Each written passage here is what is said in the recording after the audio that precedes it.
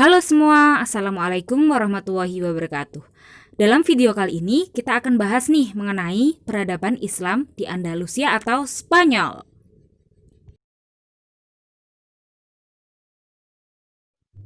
Dalam presentasi kali ini, kelompok kami akan membahas mengenai peradaban agama Islam di Spanyol atau Andalusia. Kami membagi menjadi 4 pokok bahasan, yaitu yang pertama adalah bagaimana Islam dapat masuk ke dalam Spanyol atau Andalusia. Yang kedua adalah bagaimana perkembangan agama Islam di Spanyol atau Andalusia. Kemudian apa saja kemajuan yang dimiliki agama Islam di Spanyol. Dan yang terakhir adalah faktor apa saja yang menyebabkan kemunduran agama Islam di Spanyol. Simak video selanjutnya ya. Nah, kenapa sih dikasih nama Andalusia?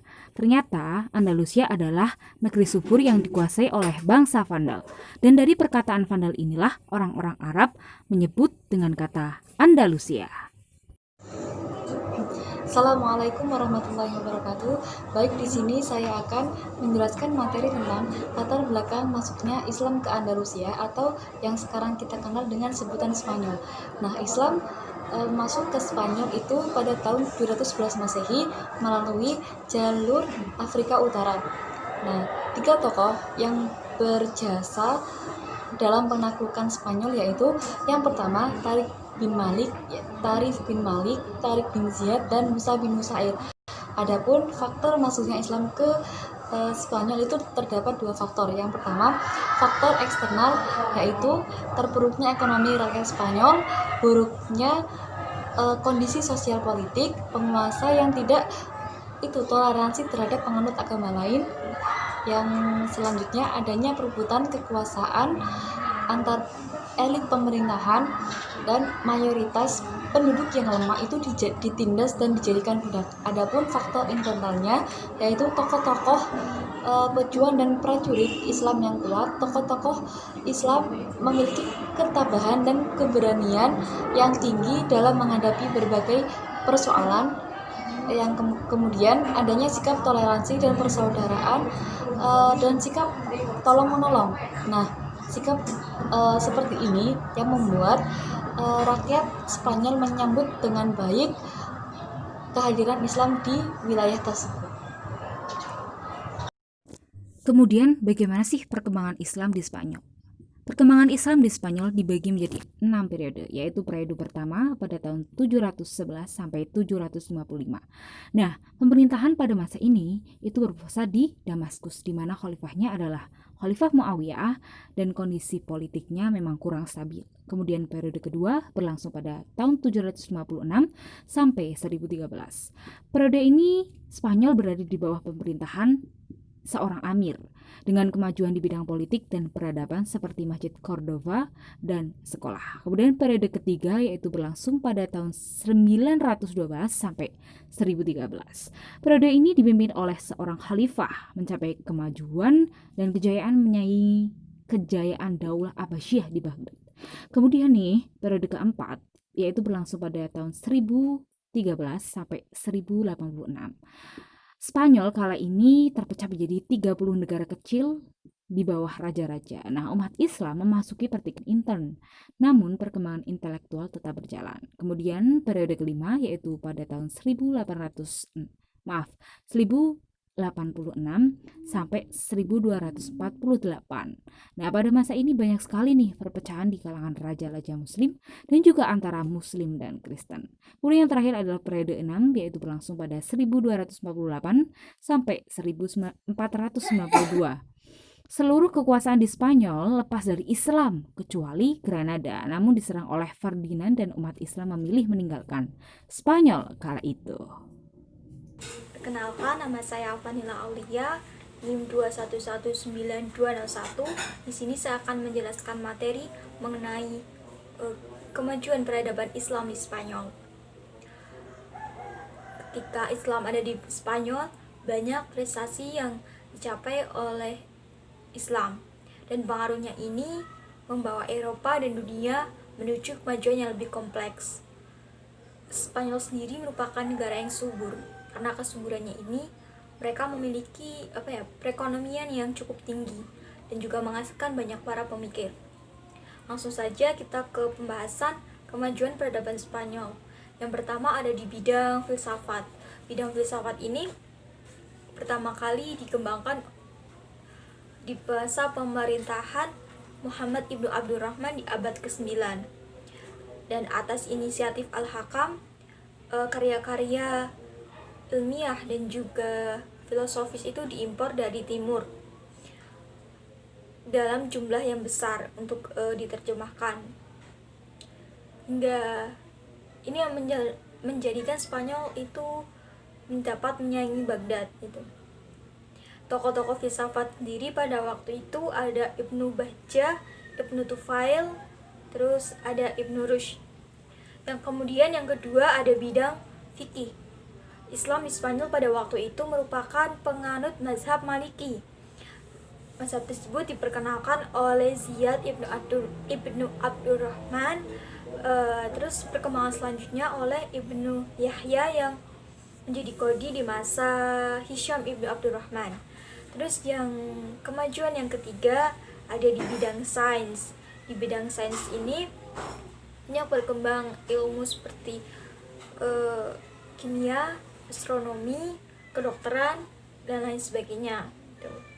Banyak tokoh-tokoh utama dari sains yang yang ada dan menghasilkan karya-karya besar mereka. Contohnya itu ada Abbas Ibnu Faras yang dia berhasil menemukan pembuatan kaca dari batu. Kemudian Ibrahim Ibnu Yahya Al-Nakas yang bisa menentukan waktu terjadinya gerhana. Kemudian ada Ibnu Sina atau yang dikenal dengan Avicenna yang sangat terkenal gitu di bidang kedokteran. Bidang selanjutnya adalah bidang sejarah. Di bidang sejarah ini banyak juga melahirkan tokoh-tokoh, antara lain misalnya Ibnu Zubair dari Valencia yang dia berhasil menuliskan negeri-negeri muslim di Mediterania dan Cilicia. Terus ada juga Ibnu Battuta yang berhasil mengeliling dunia, mencapai Samudra Pasai dan juga Cina. Dan ada juga Ibnu Khatib yang berhasil menulis atau menyusun riwayat Granada. Kemudian ada bidang selanjutnya adalah bidang musik dan kesenian. Pada waktu itu syair itu sebagai ekspresi utama peradaban Spanyol. Di bidang musik dan seni sendiri ada tokoh yang terkenal itu bernama Al-Hasan Ibnu Nafi dengan julukan Ziryab. Dia adalah seorang penggubah lagu dan dia membagikan ilmunya kepada anak-anaknya, diturunkannya ilmu tersebut, dan ini menjadikannya kemasyhurannya itu bertambah luas. Terus kemudian di bidang selanjutnya ada bidang bahasa dan sastra. Di bidang bahasa sastra pada waktu itu bahasa Arab menjadi bahasa administrasi dalam pemerintahan Islam.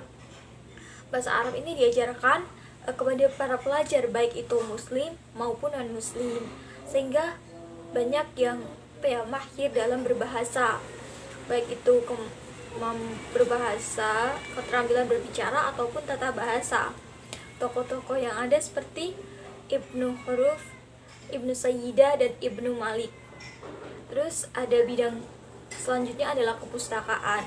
Pada masa ini banyak didirikan perpustakaan untuk menunjang kependidikan ataupun di bidang pendidikan. Misalnya saja perpustakaan Al-Hakam yang jumlah koleksinya itu mencapai 400.000 buah.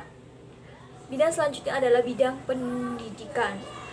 Pada waktu itu yang menjadi titik berat perhatian itu adalah kemampuan seseorang untuk membaca dan menulis. Maksudnya itu adalah membaca dan menulis dalam bahasa Arab, juga dalam tata bahasa dan syair. Kegiatan pendidikan ini berpusat pada persoalan hukum dan juga fikih, yang merupakan istilah derivasi tidak langsung dari kata syariat atau wahyu dan mengalami penyempitan makna. Dan di tahun ini, di masa ini sendiri, perempuan atau wanita itu juga mendapatkan kedudukan yang sama di dalam bidang pendidikan. Dan yang terakhir ada di bidang pembangunan fisik. Kemajuan yang terakhir di bidang pembangunan fisik. Dan pada waktu itu pembangunan menjadi perhatian dari umat Islam. Banyak pembangunan yang dilakukan, misalnya saja di bidang perdagangan itu dibangun pasar-pasar maupun jalan-jalan. Terus pertanian ada irigasi, terus banyak juga didirikan gedung-gedung, pembangunan gedung seperti kota, istana, masjid, pemukiman, dan lain sebagainya. Contoh pembangunan gedung yang mungkin terkenal atau megah sendiri ada seperti Masjid Seville atau juga Masjid Cordoba, Istana Alhambra, dan lain sebagainya. Nah, untuk materi yang terakhir mengenai faktor-faktor penyebab kemunduran dan kehancuran Islam di Andalusia. Nah, jadi ada beberapa poin penting yang akan kami sampaikan mengenai faktor kemunduran Islam di Spanyol atau Andalusia. Yang pertama yaitu konflik antar umat Islam itu sendiri. Nah, jadi konflik atau perpecahan itu timbul karena adanya sengketa antara saudara Muslim. Nah, masing-masing saudara Muslim yang tinggal di Spanyol, mereka ingin menjadi raja dari suatu negara merdeka. Nah, hasilnya tidak kurang dari 20 negara kecil-kecil yang berumur hanya seumur jagung timbul di kota-kota atau provinsi. Nah, itu konflik yang disebabkan antar umat Islam sendiri. Poin kedua, faktor yang kedua yaitu konflik Islam dengan Kristen. Nah, kehadiran Arab Islam telah memperkuat rasa kebangsaan orang-orang Spanyol Kristen sehingga kehidupan negara Islam tidak pernah sepi dari pertentangan antara Islam dan Kristen. Tuh, para pemimpin Muslim mereka hanya puas dengan pajak yang harus dibayarkan oleh kerajaan-kerajaan Kristen, tetapi mereka tidak melarang Kristen untuk menghilangkan hukum dan adat mereka. Nah, jadi dengan kesempatan ini rakyat atau orang-orang Kristen memperkuat rasa kebangsaan mereka, dan hal ini menyebabkan kehidupan negara Islam tidak pernah berhenti dari konflik antara Islam dan Kristen. Itu faktor yang kedua. Kemudian faktor yang ketiga, tidak adanya ideologi pemersatu. Tidak adanya ideologi pemersatu. Hal ini terjadi hingga abad ke-10 atas perlakuan para penguasa Muslim sebagaimana politik yang dijalankan Bani Umayyah terhadap para mu'alaf yang berasal dari umat setempat. Nah, mereka tidak diperlakukan sederajat seperti tempat-tempat daerah taklukan Islam lainnya. Kenyataan ini ditandai dengan masih diberlakukannya istilah ibad dan muwaladun, suatu ungkapan yang dinilai merendahkan. Nah, itu ya. Yang ketiga tadi faktor tidak adanya ideologi pemersatu. Nah, kemudian yang keempat, faktor yang keempat yaitu kesulitan ekonomi. Pada paruh kedua masa Islam di Spanyol, para penguasa membangun kota dan mengembangkan ilmu pengetahuan dengan sangat serius. Nah, sehingga lalai membina perekonomian. Dampak terburuk yang timbul adalah kesulitan ekonomi yang sangat memberatkan dan mempengaruhi kondisi politik dan militer saat itu. Jadi pemimpin Spanyol mereka mengembangkan ilmu pengetahuan dengan sangat serius sampai lalai dengan masalah perekonomian di negara mereka. Nah, kemudian faktor yang kelima, tidak jelasnya sistem peralihan kekuasaan. Ketidakjelasan sistem peralihan ini menyebabkan terjadinya perebutan kekuasaan di antara ahli waris. Tuh, jadi tidak jelas kekuasaannya setelah ini. Siapa yang memimpin, siapa yang menjalankan pemerintahan. Akhirnya ada perebutan kekuasaan di antara ahli waris. Nah, dan faktor yang terakhir itu adalah keterpencilan. Jadi letak geografis Spanyol yang dikuasai Islam sangat terpencil dari dunia Islam yang lain. Akibatnya, kekuasaan Islam di Spanyol seperti selalu berjuang sendirian, tanpa pernah mendapatkan bantuan selain dari Afrika Utara. Kondisi inilah yang menyebabkan tidak ada bantuan kekuatan alternatif yang dapat membendung kebangkitan Kristen di Spanyol. Nah, begitu beberapa poin tentang faktor kemunduran Islam di Spanyol, dan kami selaku kelompok 7 mengucapkan terima kasih dan mohon maaf apabila ada kesalahan kata ataupun penulisan di makalah. Nah, kami ucapkan terima kasih. Wassalamualaikum warahmatullahi wabarakatuh.